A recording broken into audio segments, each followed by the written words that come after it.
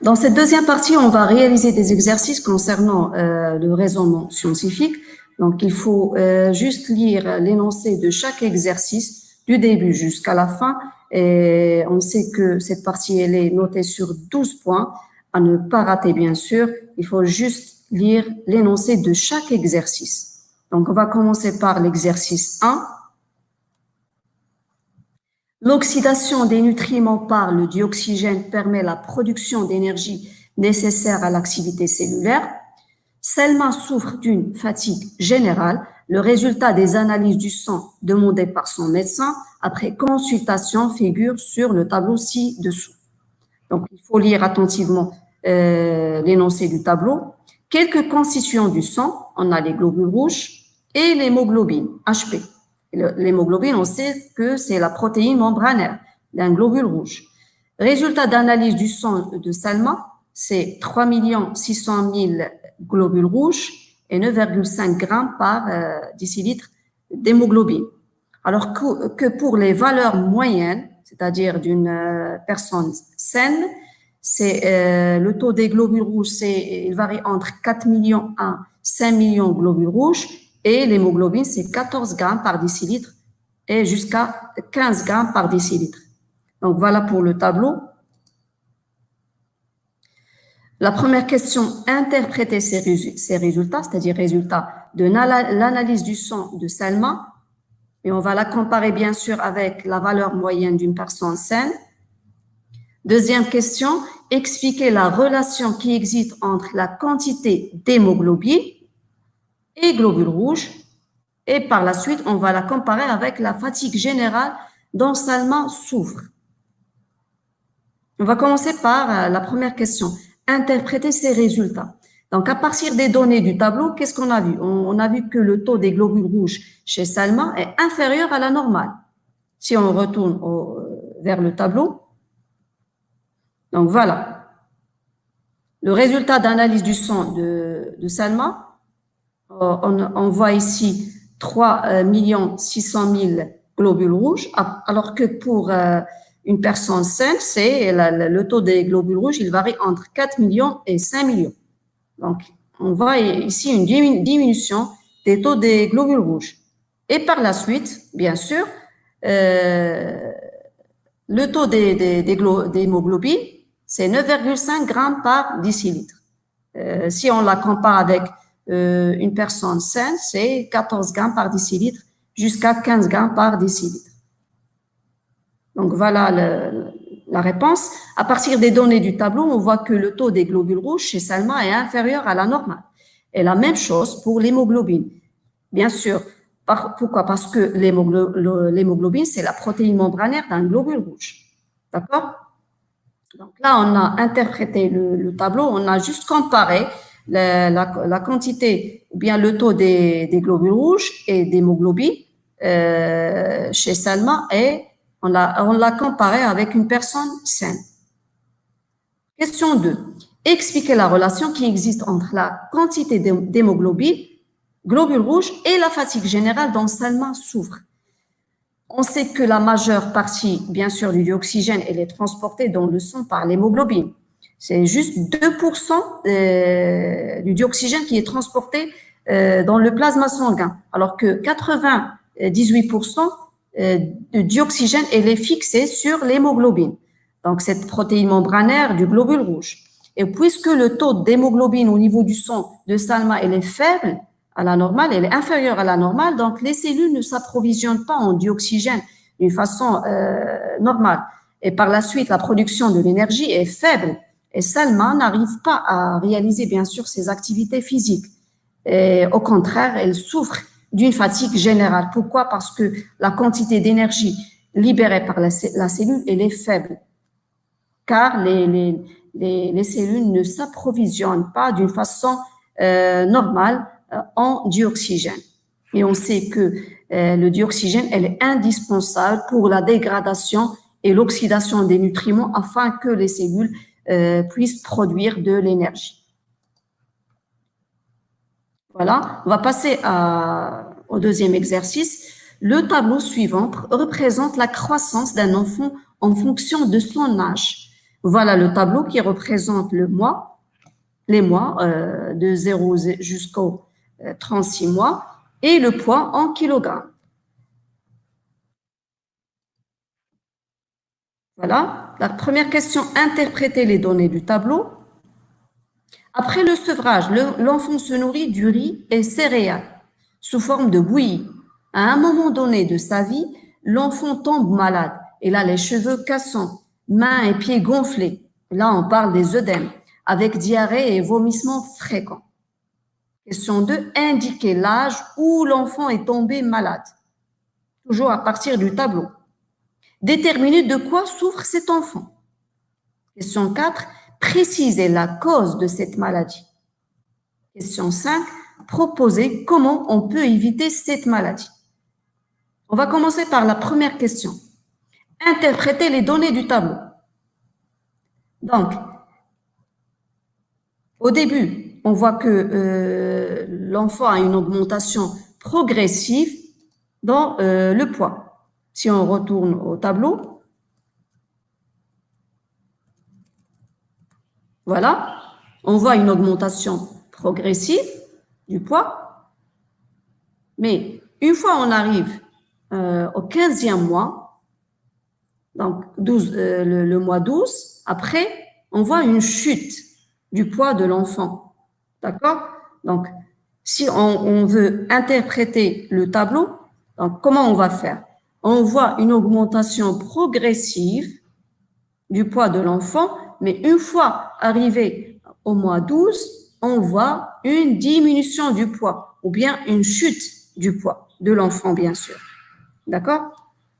On va passer.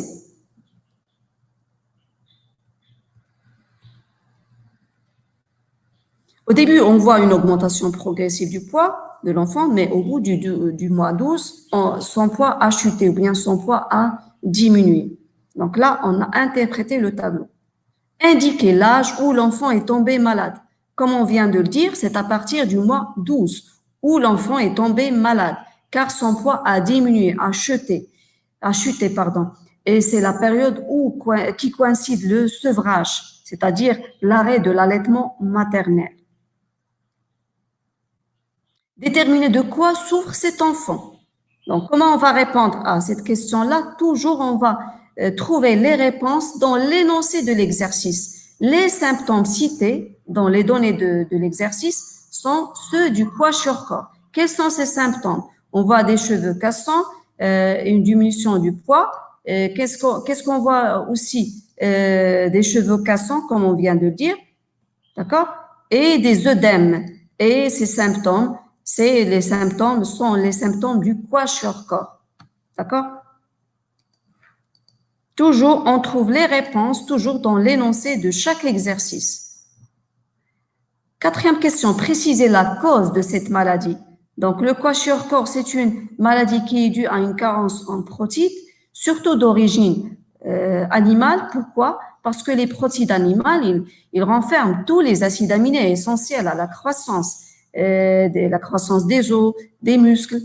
Et là, on a vu qu'après le sevrage, où l'enfant est tombé malade, et surtout lorsque la maman a remplacé l'alimentation, c'est-à-dire le lait maternel, avec une alimentation qui est basée surtout sur des bouillies, du riz et des céréales ou bien du manioc.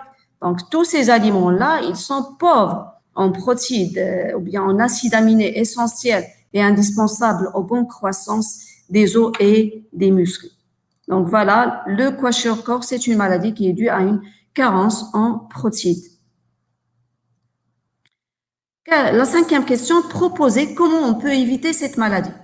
Bien sûr, pour éviter cette maladie, il faut éviter le sevrage précoce et remplacer progressivement l'allaitement maternel par une alimentation, bien sûr, équilibrée et surtout riche en protéines d'origine animale, comme par exemple les œufs, les poissons, le lait et ses dérivés, comme le yaourt, le fromage, etc. Voilà. On va passer au troisième exercice. Le tableau suivant montre les valeurs du volume maximal du dioxygène le VO2 max, et du taux d'hémoglobine dans le sang de deux marathoniens de sexe opposé, c'est-à-dire masculin, féminin. Le volume maximal de dioxygène est rapporté à l'unité de masse corporelle. Donc, on va lire le tableau. Les sujets, marathoniens et marathoniennes, hommes et femmes. Le volume de dioxygène maximal, donc 80 millilitres par minute par kilogramme, c'est-à-dire par poids de la personne. Même chose pour la marathonienne. La concentration en hémoglobine sanguine, c'est 15,8 grammes pour 100 millilitres. Donc, on voit ici que l'hémoglobine chez le marathonien, elle est élevée. Par contre, on voit 13,9 grammes pour 100 millilitres pour la marathonienne. Voilà pour le tableau. On va passer aux questions, analyser le tableau et expliquer la différence observée. Pour être plus performant dans certains sports d'endurance, c'est-à-dire qui nous demandent plus de force, comme le cycliste, des champions utilisent un produit appelé le PO. Cette substance est une hormone stimulant la production des globules rouges dans l'organisme. Et cette hormone, elle est sécrétée par le foie, par les reins, d'accord? Et ils permettent la croissance, bien la production, ils stimulent la production par la moelle osseuse des globules rouges, d'accord? Troisième question, expliquez comment la prise de PO peut effectivement améliorer les performances.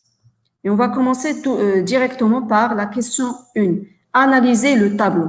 Donc, le tableau, il représente le taux de dioxygène pour le marathonien et la marathonienne et la concentration au niveau du sang des deux sexes, marathonien et marathonienne. On voit que la concentration d'hémoglobine chez l'homme est 15,8 grammes pour 100 millilitres, alors que chez la femme marathonienne, c'est juste 13,9 grammes pour 100 millilitres. Donc, les données du tableau montrent que la VO2, c'est-à-dire le volume maximal, est plus élevé chez le marathonien que chez la marathonienne. Et la concentration, bien sûr, d'hémoglobine sanguine est plus élevée chez le marathonien que chez la marathonienne. Donc là, on a analysé le tableau.